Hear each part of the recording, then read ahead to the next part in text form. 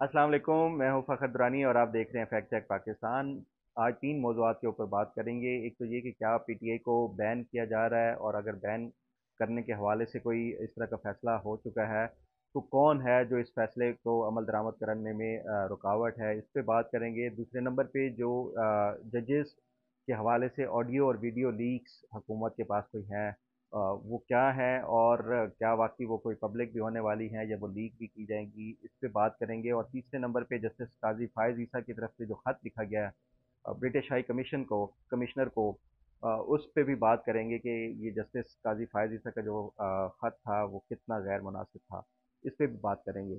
सबसे पहले बात कर लेते हैं पीटीआई के बैन करने के हवाले से। ये कल परसों से आपने देखा कि दो तीन दिनों से इस तरह की बातें चल रही हैं कि पीटीआई को बैन करने के हवाले से संजीदगी से सोचा जा रहा है, और उसका जो कॉन्टेक्स्ट बताया जा रहा है। एक तो पीटीआई की तरफ से पिछले दो तीन दिन पहले जो है आपने देखा होगा, इमरान खान के ट्विटर अकाउंट से जो है वो एक ट्वीट किया गया 1971 का जो हमूद रहमान कमीशन रिपोर्ट है उसके 1971 के हानिया के ऊपर।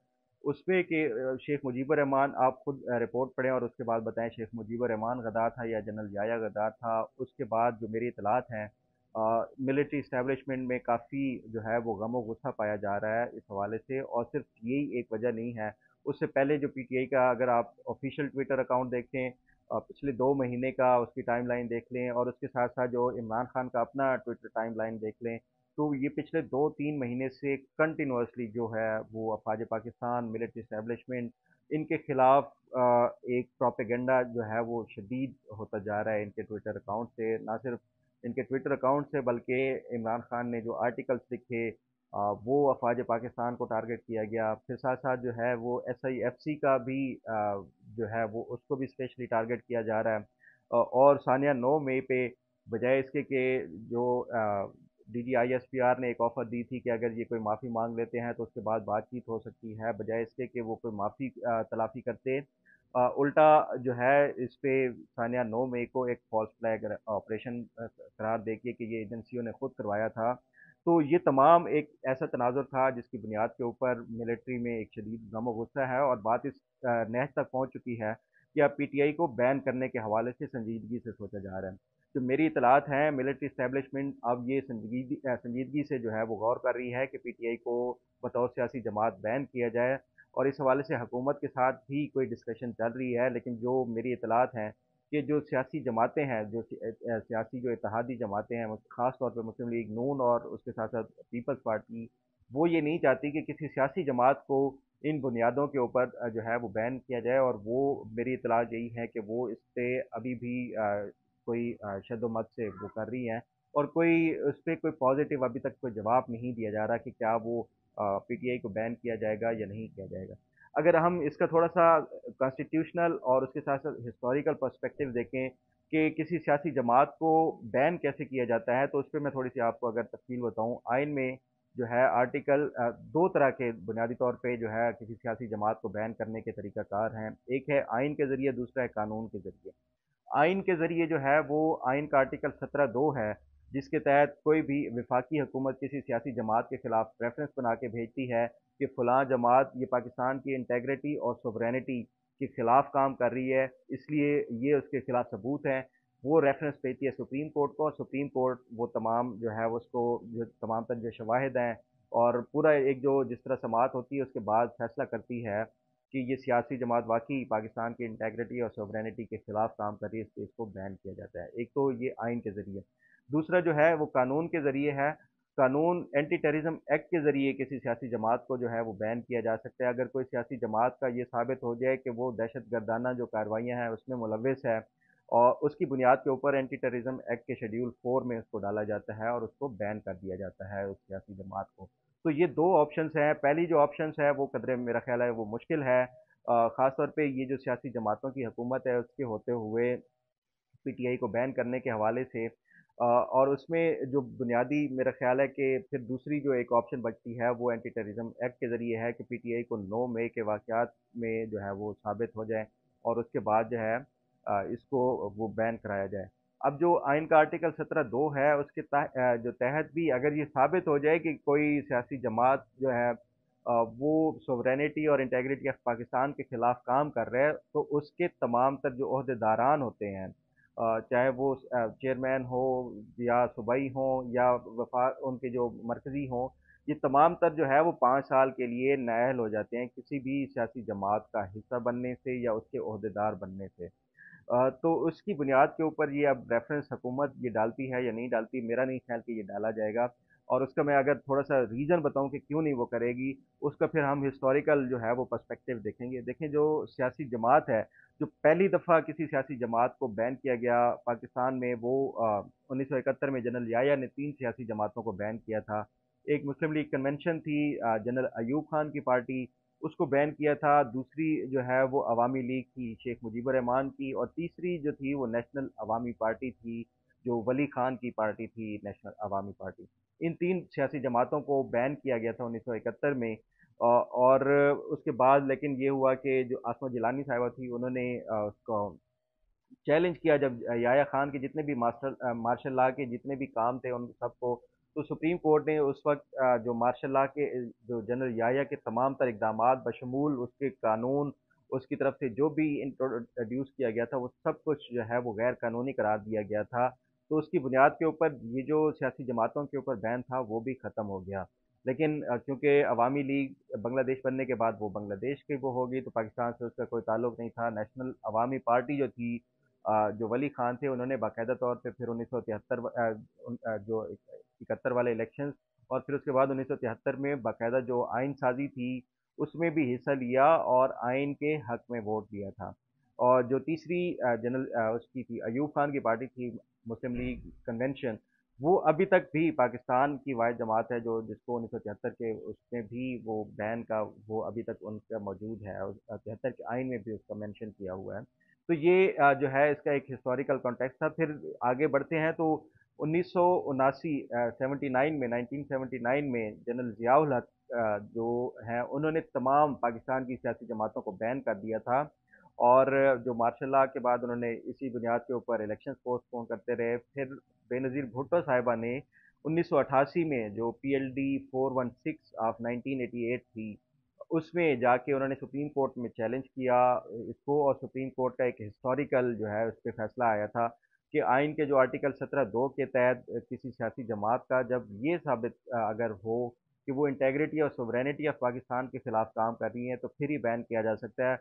इन दो के अलावा किसी और तीसरी वजूहात या वजह की बुनियाद के ऊपर आप किसी सियासी जमात को बैन नहीं कर सकते।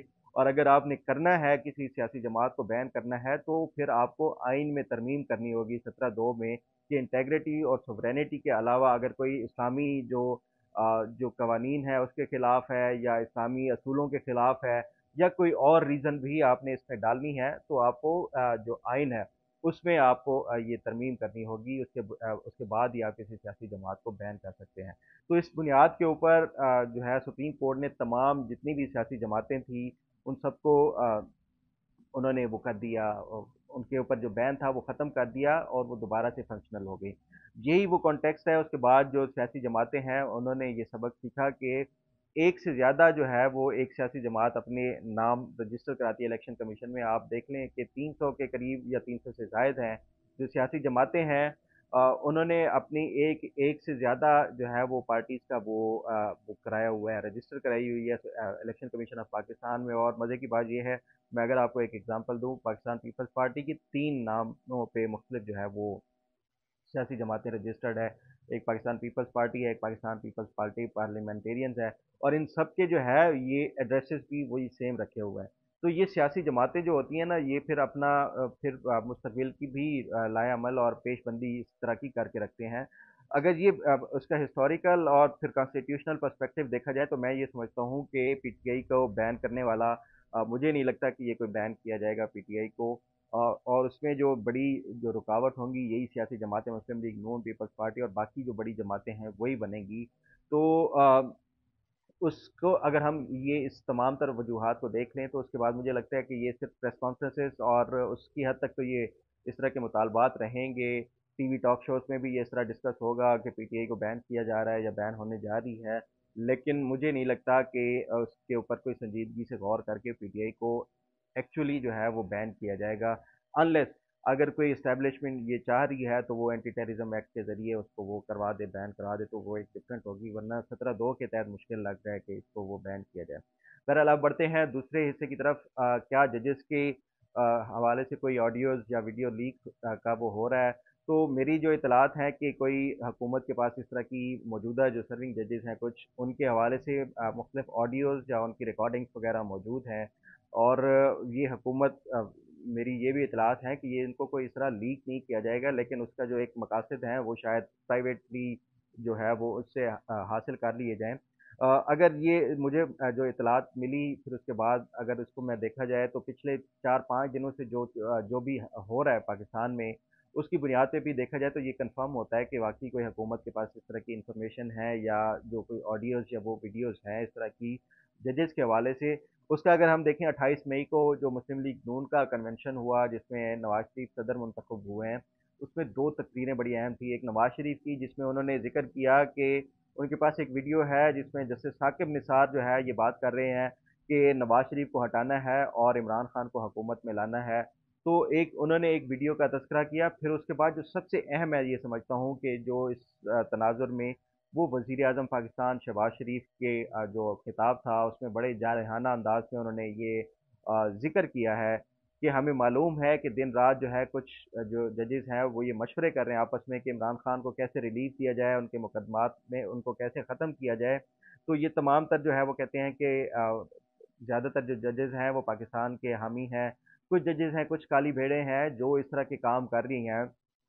तो शहबाज शरीफ नॉर्मली आपने देखा है कि वो जारहाना अंदाज में कभी भी बात नहीं करते, वो बड़ी नाप तोल के बात करते हैं, ख़ासतौर पे जुडिशरी के हवाले से हो या फिर इस्टेब्लिशमेंट के हवाले से हो। ये जो उस दिन उन्होंने बात की है, इट मीन्स कि वो on the basis of some reports है या इंफॉर्मेशन है, उसकी बुनियाद के ऊपर ये जजेस के ऊपर उन्होंने चढ़ाई की है। और आपको भी पता है कि प्राइम मिनिस्टर के पास रोज़ाना की बुनियाद पर इंटेलिजेंस एजेंसीज की रिपोर्ट्स आती हैं।